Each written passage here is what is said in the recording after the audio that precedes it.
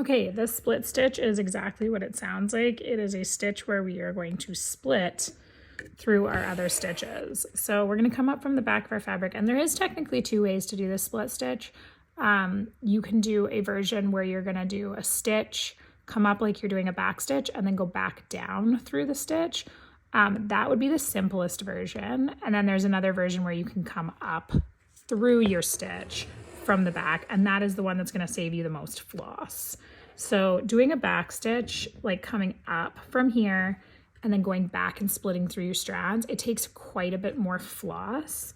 But it's definitely an easier because you're splitting from the front and you're coming down. But we're going to do the option where we stitch back underneath of our fabric and split from behind. It might take you a few more tries to find the center of your split stitch, but to split your strand, but you should be able to kind of run your needle along the back of the thread or the fabric and find the spot you want to split your thread.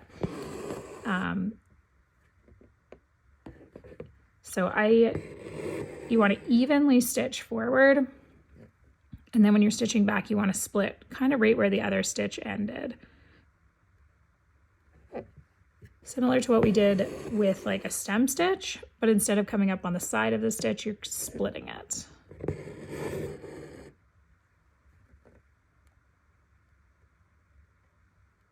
So sometimes, as you can see, my needle is having trouble finding the center of it, and that's definitely the finicky part of this.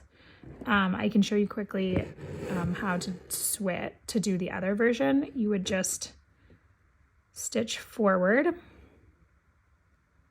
like this, as if you're doing a back stitch, and then instead of stopping at your other stitches, you would come back and you would stitch through it. So I think you can imagine why that would take more thread, just because you're stitching forward and then stitching back a huge length, and now I have to stitch from the back all the way to here, which is a very large stitch length. So it's definitely a personal preference. The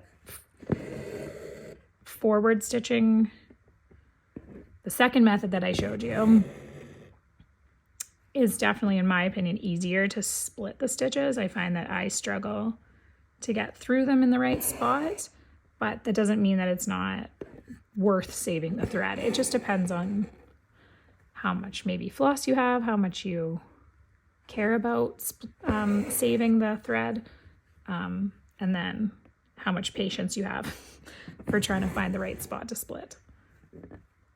So you can try both methods. I recommend it, honestly, to give you an idea. But as you can see, I do struggle to get through those strands in the right spot. And as a beginner, you may find just splitting by moving forward is worth the extra floss. So I will meet you back at the end to finish this stitch. Okay, so I'm on my last stitch. I've split my strands. I'm going to come down through the fabric, but as you can see, I have a pretty long stitch at the end left. So I'm going to come back one more time. I'm going to split it halfway, and then I'm just going to end it at the same spot. That way you don't end up with one long stitch that's not split, and then all of them are still split evenly. So then you are finished with your split stitch.